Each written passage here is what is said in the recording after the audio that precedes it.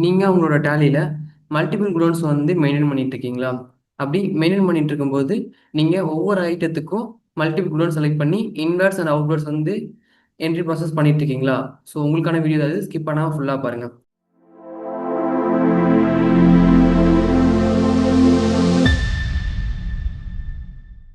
So இந்த வீடியோல நம்ம பர்ட்டிகுலர் ஐட்டம் வந்து எந்தெந்த குடோன்ல எவ்வளோ இன்வால்வ் ஆகுது அண்ட் எந்தெந்த ஐட்டம் வந்து எவ்வளோ குடோன்ஸ்ல வந்து அவுட்வேர்ட் ஆகுது.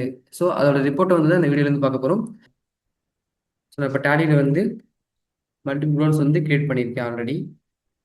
ஸோ பார்த்தீங்க அப்படின்னா godown one and main location அப்படின்ட்டு குடோன் வந்து ஆல்ரெடி நான் கிரியேட் பண்ணியிருக்கேன். ஸோ நான் இப்போ வந்து பவுச்சர்ஸ் போயிட்டு ஃபர்ஸ்ட் நான் பர்ச்சேஸ் போயிட்டு ஒரு என்ட்ரி வந்து ப்ராசஸ் பண்ணிக்கிறேன்.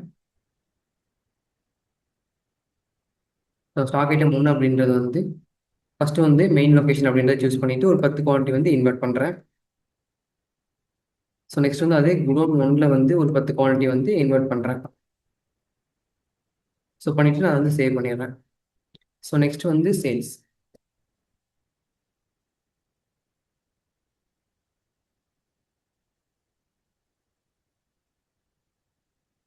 ஸோ பார்த்தீங்க அப்படின்னா இப்போ நான் குடோன் ஒன் சூஸ் பண்ணிவிட்டு ஒரு 5 குவான்டிட்டி வந்து அவுட் வைக்கிறேன்.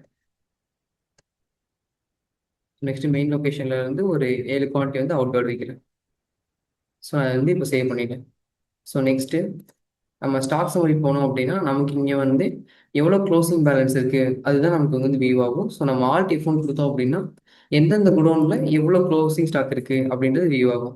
ஸோ நம்ம இப்போ வந்து எஃப்எல் கான்ஃபிகரேஷன் கொடுத்தோம் அப்படின்னா இங்கே வந்து goods inverse and outward option இருக்கும். நம்ம அதை எஸ் கொடுத்துட்டு சேவ் பண்ணோம் அப்படின்னா ஸோ எவ்வளோ அவுட்வேர்ட் ஆச்சு எவ்வளோ இன்வேர்ட் ஆச்சு அப்படின்ற மட்டும் தான் காட்டும். ஆனால் நமக்கு வந்து எந்தெந்த குடோன்ல இருந்து எவ்வளோ ஸ்டாக் இன்வேர்ட் ஆச்சு அண்ட் எந்த குடோன்ல இருந்து எவ்வளோ ஸ்டாக் அவுட்வேர்ட் ஆச்சு அப்படின்னு ரிப்போர்ட்டிங் வராது. ஸோ அதை எப்படி எடுக்கலாம் அப்படின்னா ஸோ டிஸ்பிளே மோர் ரிப்போர்ட்ஸ் கொடுத்துட்டு statements of inventory and movement analysis கொடுத்துட்டு ஸ்டாக் ஐட்டம் அனாலிசிஸ் கொடுத்துட்டு ஐட்டம் ஒன்று சூஸ் பண்ணிட்டோம்.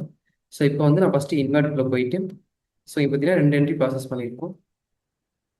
ஸோ இதில் வந்து நான் இப்போது எஃப்எல் கான்ஃபிகரேஷனில் இங்கே ஸோ குடோன் டீட்டெயில்ஸ் அப்படின்ற ஒரு ஆப்ஷன் இருக்கும். ஸோ நான் அதை எஸ் பண்ணிட்டேன் அப்படின்னா சேவ் பண்ணிட்டேன் அப்படின்னா ஸோ இங்கேயே நமக்கு வந்து எந்த குடோன்லேருந்து எவ்வளோ குவான்டிட்டி வந்து இன்வெர்ட் ஆச்சு அப்படின்றது நமக்கு டிஃப்ரெண்ட்டாக தனித்தனி குடோன் செப்பரேட்டாகவே நமக்கு இங்கே வந்து காட்டும். ஒரே வவுச்சர் தான், ஆனால் நமக்கு வந்து எவ்வளோ குடோன் யூஸ் பண்ணியிருக்கோமோ அந்த குடோன் வைஸ் நமக்கு வந்து ரிப்போர்ட் வந்து வியூ ஆகும்.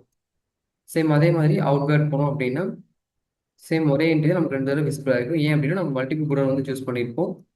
ஸோ நான் இங்கேயும் இந்த கான்ஃபிகரேஷன் எஸ் பண்ணிட்டு சேவ் பண்ணேன் அப்படின்னா ஸோ எந்த குடோன்லேருந்து எவ்வளோ அவுட்வேர்டாக இருக்குது அப்படின்றது செப்பரேட் குடோன் வைஸ் நமக்கு வந்து ரிப்போர்ட் வரும். ஸோ இதையுமே நம்மளால் ரிப்போர்ட்டாகவே ஜென்ரேட் பண்ணிக்க முடியும். ஸோ நமக்கு இந்த மாதிரி மல்டிபிள் குடோன்ஸ் வச்சு நம்ம வேணும் அப்படின்னா இன்னொன்று கிரியேட் பண்ணிக்கலாம். ஸோ இந்த வீடியோ உங்களுக்கு பிடிச்சிருக்குன்னு நினைக்கிறேன். பிடிச்சிருந்தா அந்த வீடியோக்கு லைக் பண்ணிட்டு நம்ம விவி இன்ஃபோட்ட சேனலை சப்ஸ்கிரைப் பண்ணிக்கோங்க. தேங்க்யூ ஃபார் வாட்சிங்.